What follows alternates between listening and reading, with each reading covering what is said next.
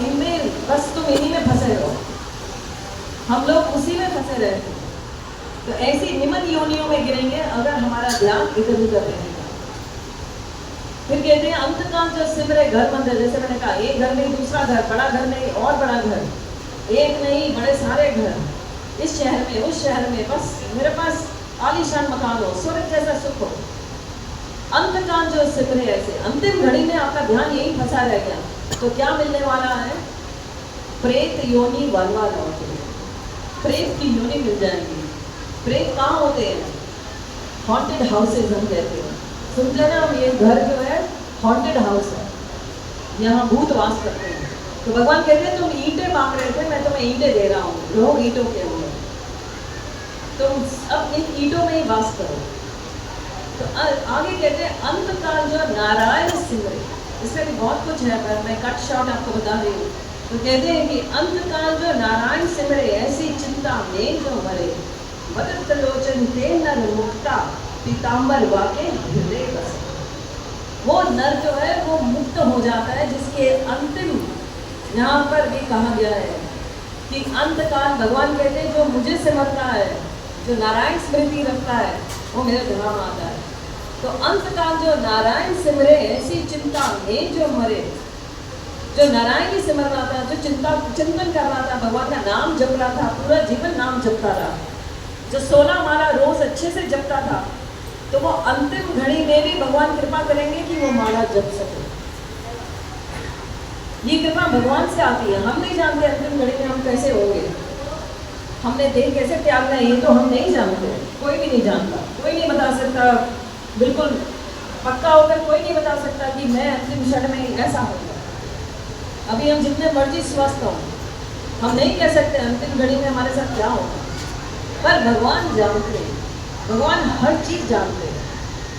भगवान जानते हैं ये व्यक्ति मेरे को याद करता है, ये बड़े ही ऑनेस्टली, ट्रूथफुली, फेथफुली, सिंसियरिटी के साथ मेरा नाम जपता है। तो भगवान क्या करते हैं? अंतिम घड़ी में कृपा करेंगे। सो अंतकाल जो सिमरे नारायण ऐसी चिंता में जो मरे, और ऐसी चिंता में जो शरीर त्याग देता है, पीताम्बर काके हृदय बसे। पीताम्बर भगवान का नाम है, पीताम्बर उसको अपने धाम ले जाते हैं, उसके हृदय में वास करते हैं। तो हम सब क्या चाहते हैं? हमारी अंतिम क्षण में जो हमारी स्मृति है वो कहाँ हो? भगवान में हो, हमारा ध्यान भगवान में हो। तो इसके लिए क्या करना होगा? उसके लिए जीवन भर ये प्रयास करना होगा, ये प्रैक्टिस करनी होगी, भगवान का नाम लेना होगा। जिन्होंने भगवान का नाम नहीं लिया तो अंतिम घड़ी में कैसे लेंगे? अंतिम घड़ी में वो नाम नहीं ले सकते, बड़ा कठिन, क्या हो ही नहीं सकता। ये कोई सोचे हो मैं तो बहुत चलाक हूँ, मैं अभी नहीं जपता था, बुढ़ापे में तो जब 40-50 साल क्रॉस कर लूँगा, 50 से कर लूँगी, तब करेंगे, अभी क्या जरूरत है माला नाम जपने की। तो ऐसा सोचेंगे तो कृपा नहीं होती है। भगवान कहते हैं एक कदम तुम चलते हो, एक कदम, एक प्रयास तुम्हें करना है और लाखों कदम मैं आगे आऊँगा।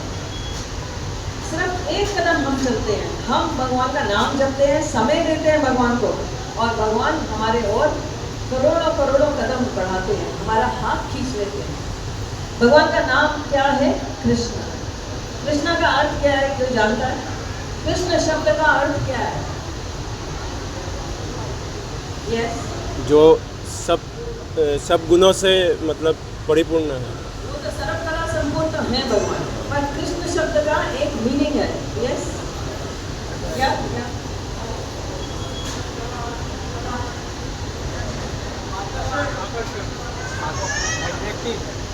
ऑल अट्रैक्टिव, सबको अपनी ओर आकर्षित करने वाला, सबको अपनी ओर खींचने वाले। तो भगवान हिप्नोटाइज कर देते हैं।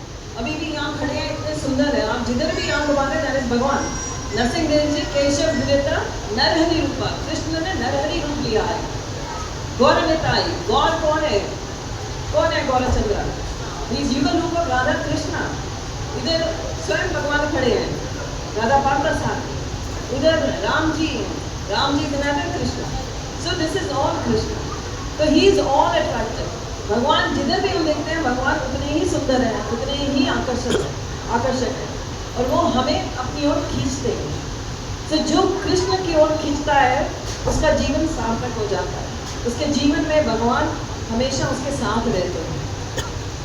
बहुत सारी कथाएं हैं। आज सुबह गुरु महाराज क्लास दे रहे थे, तो गुरु महाराज ने आज रीइंकार्नेशन में बड़ी सुंदर कथा सुनाई। जो लोग सुबह नहीं थे उनके लिए मैं रिपीट कर देती हूँ।